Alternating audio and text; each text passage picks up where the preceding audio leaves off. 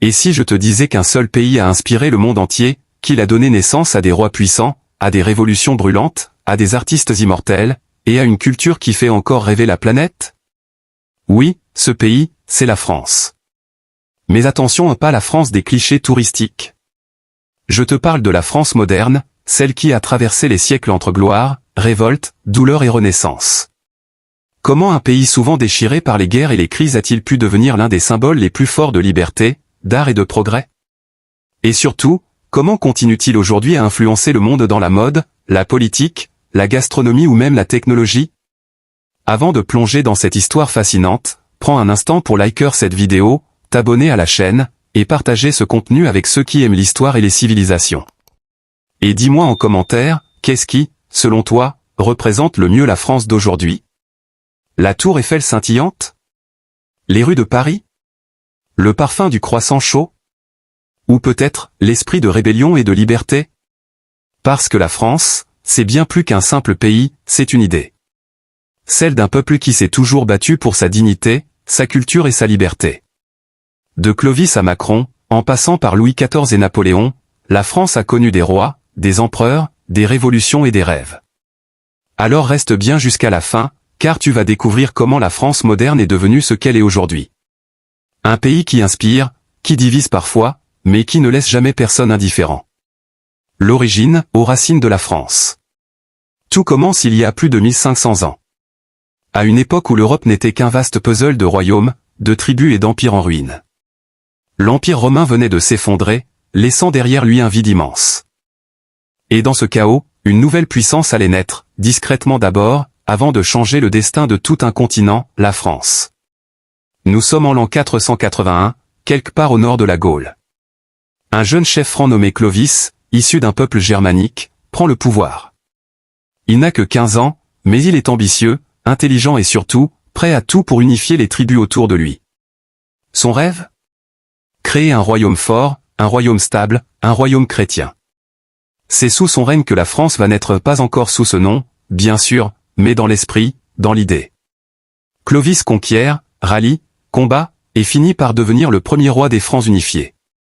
Son baptême, célébré à Reims par l'évêque Saint-Rémy, marque un tournant majeur, pour la première fois, un roi barbare embrasse la foi chrétienne. Et ce jour-là, selon la légende, la France devient la fille aînée de l'Église. Cette union entre le trône et la foi allait façonner l'identité du royaume pendant des siècles. Le roi n'est plus seulement un chef de guerre, il devient un roi choisi par Dieu, porteur d'une mission divine. Et ainsi, sur les ruines de Rome, une nouvelle nation se met à battre, la future France. Les siècles passent, et le royaume des Francs grandit. Sous les Mérovingiens, puis les Carolingiens, la France prend forme. Mais c'est un nom, un homme, qui va marquer à jamais cette époque, Charlemagne. Couronné empereur en l'an 800 à Rome, il règne sur un immense empire qui s'étend de la France à l'Allemagne, de l'Italie à la Belgique. Il unifie les peuples, développe l'éducation, l'administration, et fait de son royaume un modèle de pouvoir et d'ordre. Charlemagne n'est pas seulement un conquérant, il est un bâtisseur de civilisation. Sous son règne, on apprend à lire, à écrire, à compter. Les moines copient les manuscrits, les églises se multiplient, la culture renaît. C'est ce qu'on appellera plus tard la Renaissance carolingienne, une première lumière dans les ténèbres du Moyen-Âge. Mais à sa mort, l'Empire se fragmente. Les héritiers se disputent les terres, et en 843, le traité de Verdun divise l'Empire en 3 parties. L'une d'elles, la Francie occidentale, deviendra la France. C'est à ce moment-là que naît véritablement le mot Francia, la terre des Francs, l'ancêtre direct de notre pays. La France continue d'évoluer, lentement, au rythme des rois et des guerres. Les Capétiens, à partir de Hugues Capet en 987, installent une lignée durable. Leur force? La stabilité. Ils font de la royauté une institution sacrée et héréditaire. Peu à peu, le royaume s'étend, Paris devient le cœur battant du pouvoir, la langue française se développe, les cathédrales s'élèvent vers le ciel. C'est le temps des bâtisseurs, Notre-Dame de Paris, Chartres, Reims. Chaque pierre, chaque vitrail, raconte la grandeur d'une foi et la puissance d'un peuple. Le roi, lui, devient le garant de l'unité. Et même si les seigneurs et les chevaliers rêvent d'indépendance, l'idée d'une France unie commence à s'enraciner profondément dans les esprits. Mais la naissance d'une nation ne se fait jamais sans épreuve. Au XIe siècle, la France entre dans une période sombre, la guerre de 100 ans contre l'Angleterre. Pendant plus d'un siècle, le royaume est ravagé. Les rois vacillent, les terres brûlent, le peuple souffre. Mais dans la nuit surgit une lumière, Jeanne d'Arc. Une simple jeune fille de Lorraine qui entend des voix divines et décide de sauver la France. Son courage redonne espoir à tout un peuple. Grâce à elle, la France retrouve son unité, son honneur et sa foi en elle-même. Jeanne d'Arc devient plus qu'une héroïne, elle devient un symbole éternel. Celui d'une nation qui, même au bord du gouffre, trouve toujours la force de se relever. À la fin du Moyen Âge, la France a un roi puissant, une langue, une culture et un peuple conscient d'être différent. Ce n'est plus un royaume parmi d'autres, c'est une nation. Une idée prend forme, celle d'un pays à part, porteur d'une mission universelle, celle de la civilisation et des valeurs humaines. Et c'est là que commence une nouvelle ère, celle de la grandeur française. Une ère où la France deviendra l'un des royaumes les plus puissants d'Europe, où elle imposera sa culture, son art, sa politique et ses rois au monde entier. Mais avant d'en arriver là, il a fallu des siècles de batailles, de rois visionnaires, de croyances et de rêves. Car la France n'est pas née d'un seul homme, ni d'un seul événement. Elle est née du temps, du courage, et de l'esprit d'un peuple qui n'a jamais cessé de croire en son destin. L'âge d'or, la grandeur et le rayonnement de la France. La France entre dans son âge d'or au moment où elle sort enfin des ténèbres du Moyen Âge. Après des siècles de guerre, de révolte et d'instabilité, le royaume s'affirme, se centralise, et commence à briller sur la scène européenne. Un mot revient alors sans cesse, grandeur. La France veut être grande. Et elle va le devenir. Nous sommes au XVI siècle. Le monde change. Les grandes découvertes bouleversent les cartes, les idées se propagent, la Renaissance italienne souffle un vent de beauté et d'innovation sur toute l'Europe. Et la France, sous le règne des Valois, s'imprègne de cette lumière nouvelle. Les rois comme François Ier comprennent que la puissance ne se mesure plus seulement en armée ou en territoire, mais aussi en culture et en savoir. Ce roi passionné d'art, curieux et audacieux, invite à sa cour les plus grands esprits d'Europe. Et c'est ainsi qu'un certain Léonard de Vinci, le génie italien, traverse les Alpes pour finir ses jours au château du Clos Lucé, à Amboise. Sous François Ier, la France devient une terre de création, les châteaux de la Loire se dressent comme des poèmes de pierre, les poètes de la Pléiade célèbrent la langue française, et la Renaissance française prend son envol. Le pays se dote d'une âme artistique et intellectuelle unique, mêlant puissance et élégance. C'est l'époque où la France commence à devenir ce qu'elle sera toujours, un symbole de raffinement, d'esprit et de beauté. Mais c'est au XVIIe siècle que la France entre véritablement dans sa grandeur absolue. Et un nom domine tout, Louis XIV, le roi Soleil. Couronné à l'âge de 4 ans, il va régner pendant plus de 70 ans, un record inégalé. Sous son autorité, la monarchie devient absolue, l'État, c'est moi, aurait-il déclaré. Et tout dans son règne respire la puissance. À Versailles, il fait construire le plus somptueux palais d'Europe, un chef-d'œuvre architectural où chaque détail célèbre la gloire du roi. Les miroirs reflètent sa puissance, les jardins dessinent son ordre, les fêtes illustrent son prestige. Versailles n'est pas seulement une résidence, c'est un message. Un message adressé à toute l'Europe, regardez, voici la France, le cœur du monde. Sous Louis XIV, la France devient la première puissance militaire du continent. Ses armées imposent leurs lois, ses diplomates dictent les traités, ses artistes inspirent les autres cours d'Europe. La mode, la langue, la danse, la musique, tout ce qui vient de France devient le modèle à imiter. Les nobles étrangers rêvent de parler français, les rois veulent des palais à la française, et la culture du royaume rayonne bien au-delà de ses frontières. Mais derrière la splendeur, il y a aussi un coût, les guerres incessantes, les impôts lourds, la famine pour le peuple. L'âge d'or brille, mais ses ombres grandissent.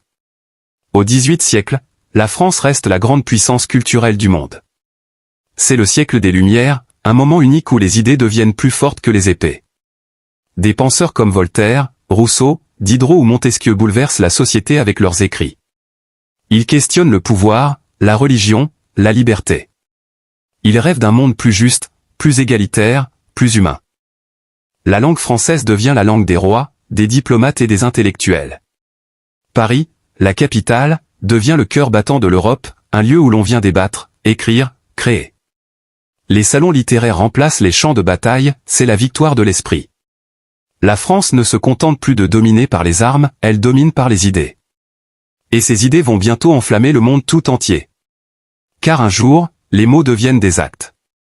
En 1789, le peuple se lève.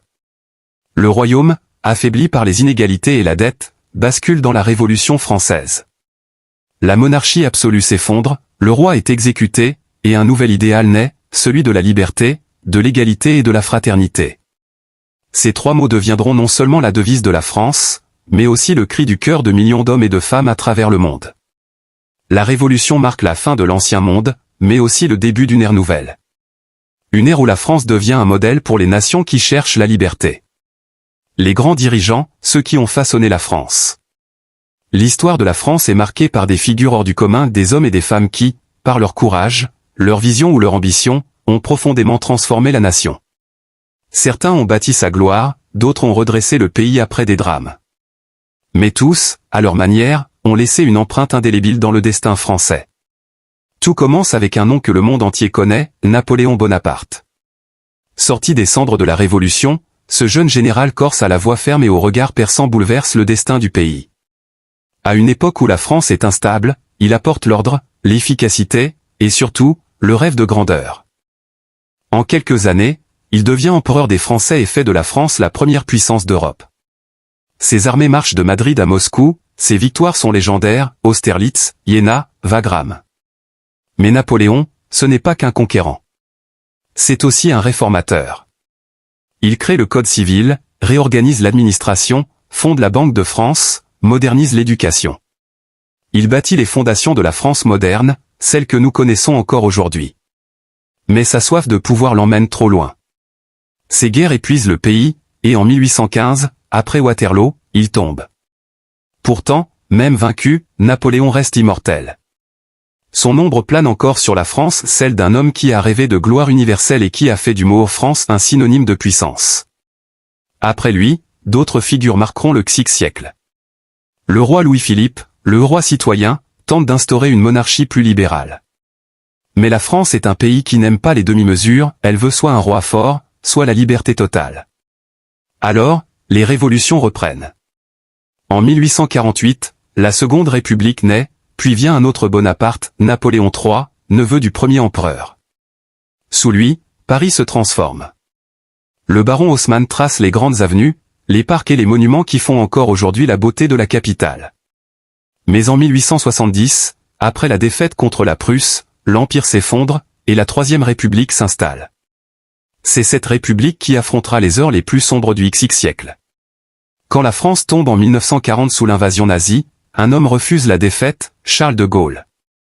Depuis Londres, il prononce l'appel du 18 juin 1940, un discours qui redonne espoir à tout un peuple. La flamme de la résistance ne doit pas s'éteindre et ne s'éteindra pas. De Gaulle incarne l'âme indomptable de la France. Il devient le symbole de la résistance, de la dignité et de la persévérance. Et après la guerre, il fonde la Cinquième République, celle qui existe encore aujourd'hui. Sa vision, son autorité et son charisme font de lui l'un des plus grands dirigeants français de tous les temps. Sous sa direction, la France retrouve son indépendance, sa puissance et son influence mondiale. Mais l'histoire moderne de la France ne s'arrête pas là. Des présidents comme François Mitterrand, Jacques Chirac, Nicolas Sarkozy, François Hollande ou Emmanuel Macron ont chacun apporté leur pierre à l'édifice. Certains ont consolidé la place de la France en Europe, d'autres ont fait rayonner sa diplomatie ou défendu sa culture. Chaque époque a ses défis, l'économie, les tensions sociales, la mondialisation, la technologie. Mais à travers tous ces changements, une chose demeure, le désir des dirigeants français de garder vivante cette flamme de liberté, de grandeur et de fierté nationale. Des rois sacrés à Reims aux présidents élus à Paris, des empereurs conquérants aux chefs d'État modernes, tous ont eu un point commun.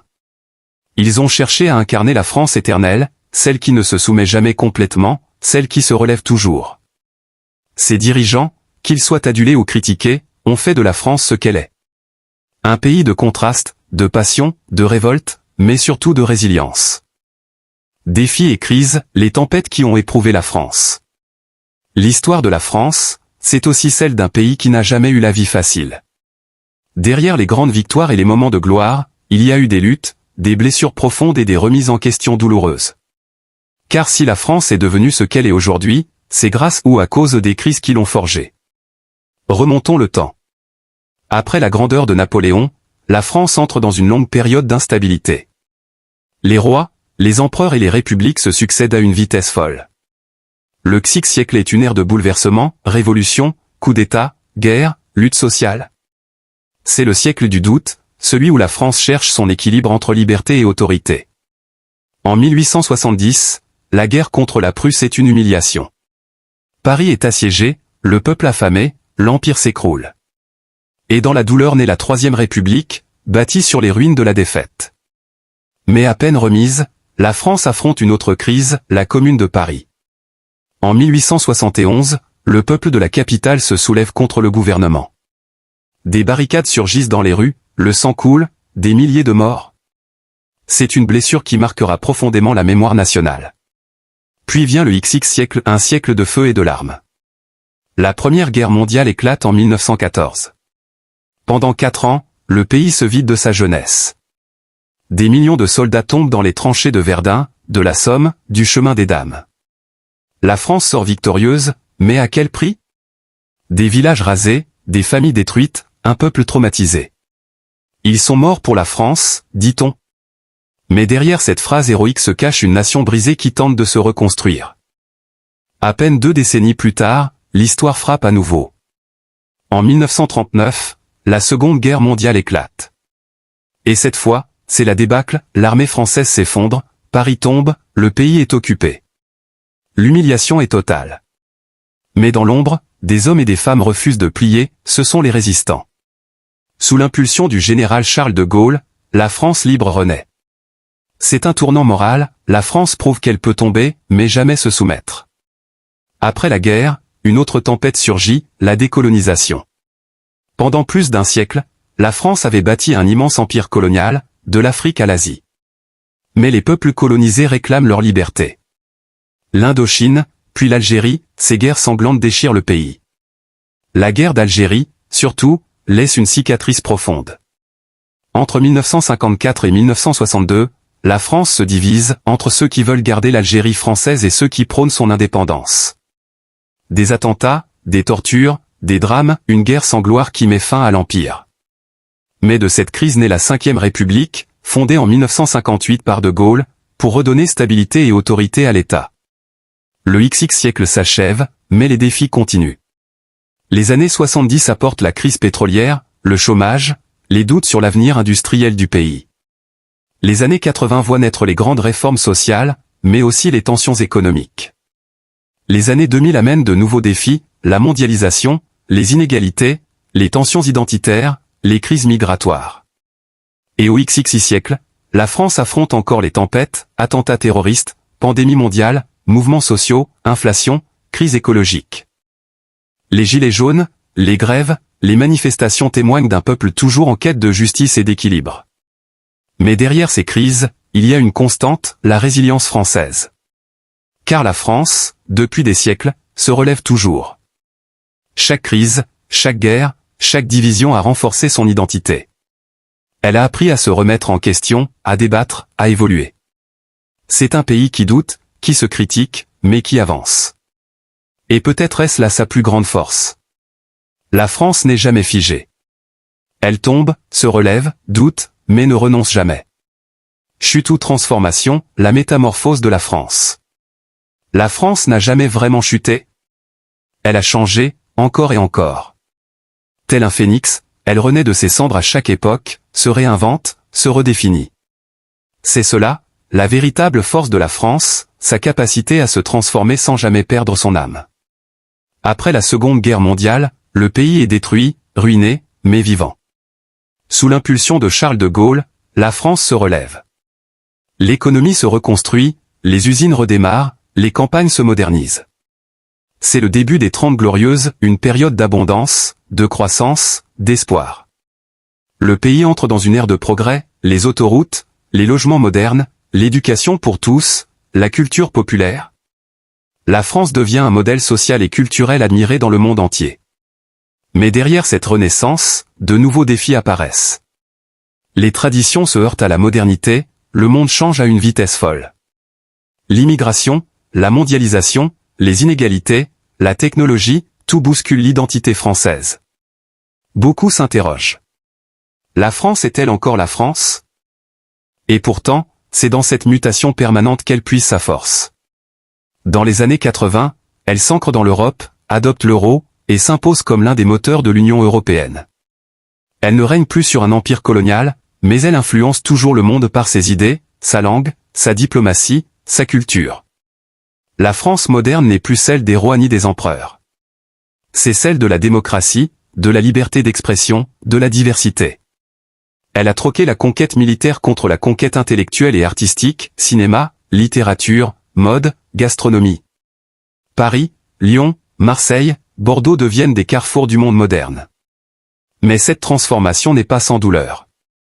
Chaque changement provoque des débats, des divisions, des remises en question. C'est le prix de la liberté, un pays qui réfléchit, qui proteste, qui ne se tait jamais. Et c'est peut-être ce tumulte, cette agitation constante, qui fait battre le cœur de la France. Aujourd'hui, la France moderne n'est plus un empire. C'est une influence. Une idée. Un symbole. Celui d'un peuple fier, exigeant, parfois en colère, mais profondément attaché à ses valeurs. Liberté, égalité, fraternité. Elle n'a pas chuté. Elle a simplement changé de forme, d'époque, de visage. Et cette métamorphose continue encore. Car tant qu'il y aura des Français pour rêver, débattre et créer, la France ne disparaîtra jamais. Impact aujourd'hui, la France qui inspire le monde. Aujourd'hui, la France n'est plus seulement un pays, c'est une influence mondiale. Chaque coin de sa culture rayonne sur la planète. La mode parisienne dicte les tendances de New York à Tokyo. La gastronomie française fait rêver les palais du monde entier, des croissants dorés au grand cru des vignobles bordelais. Le cinéma, la littérature et la philosophie française continuent d'inspirer des générations de créateurs. La langue française, parlée sur tous les continents, est un vecteur d'histoire, d'art et de diplomatie. Mais au-delà de la culture, la France incarne des valeurs universelles. Liberté, égalité, fraternité, ces mots ne sont pas de simples slogans, ils sont un héritage que le monde observe et admire. Les institutions françaises, son système éducatif, ses principes républicains, tout cela contribue à faire de la France un modèle pour de nombreuses nations. Même les révolutions passées, les crises et les défis qui semblaient insurmontables ont forgé un peuple résilient, capable de se relever et de se réinventer. La France moderne, c'est aussi la capacité à apprendre du passé. Chaque conflit, chaque épreuve, chaque transformation a laissé une leçon. La grandeur ne se mesure pas seulement en richesse ou en armée, mais en courage, en créativité, et en esprit d'unité. C'est cette force qui permet au pays de rester un phare culturel, politique et scientifique à travers le monde. Et toi, spectateur, en voyant la France aujourd'hui, que retiens-tu? Est-ce son art, sa langue, sa résistance face aux crises, ou peut-être son capacité à inspirer et à créer? La France nous rappelle que l'histoire n'est jamais figée. Elle nous enseigne que chaque génération peut transformer son destin, que chaque crise peut devenir une opportunité, et que chaque peuple a le pouvoir de renouveler sa grandeur. Alors avant de conclure, je t'invite à liker, commenter, partager cette vidéo et t'abonner pour continuer à explorer l'histoire fascinante de notre monde. Et pour finir, je te pose cette question ouverte.